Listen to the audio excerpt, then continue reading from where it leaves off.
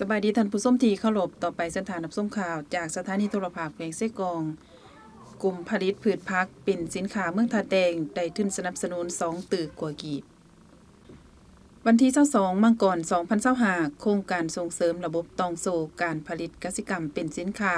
ที่เป็นมิตรต่อสิ่งแวดล้อมได้มอบทุนสนับสนุนจำนวน2ตึกกว่ากีบให้กลุ่มผลิตกสิกรรมขนาดน้อยอยู่เมืองท่าแดงแขวงเซกองต่างหน้าให้เกียรติมอบโดยทานคันตีศิลาวงศาห้องเกี่ยวแขวงเซกองโดยซ่องหน้าคณะกรรมการแผนกการและหากลุ่มการผลิตพืชผักเป็นสินค้าขนาดน้อยเข้าร่วมกลุ่มผู้ผลิตกสิกรรมขนาดน้อยที่ได้รับทุนสนับสนุนในครั้งนี้แม่นกลุ่มการผลิตพืชผักเป็นสินค้า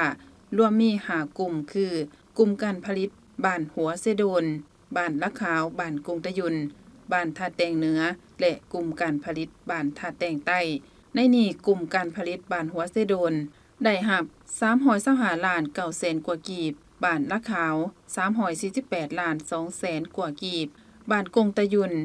413ล้าน5แสนกว่ากีบบ้านท่าแตงเหนือ500กว่าล้านกีบและกลุ่มการผลิตบ้านท่าแตงใต้500กว่าล้านกีบ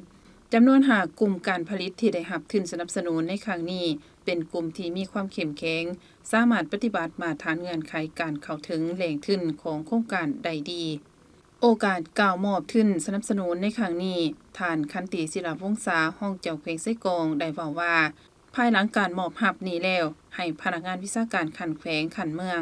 ของแขนงการที่เกี่ยวข้องประสานสมทบกันลงสุกอยู่ติดตามการคุ้มครองการนำใส่ทุนฮ้อนให้อยู่ในระบบและเฮ็ดอย่างเป็นปกติต่อเนื่อง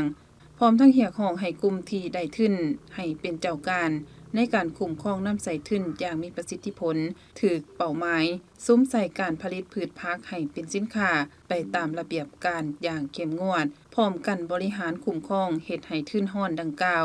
มีการเติบใหญ่ขยายตัวขึ้นไปเรื่อยๆและรับประกันความยืนยง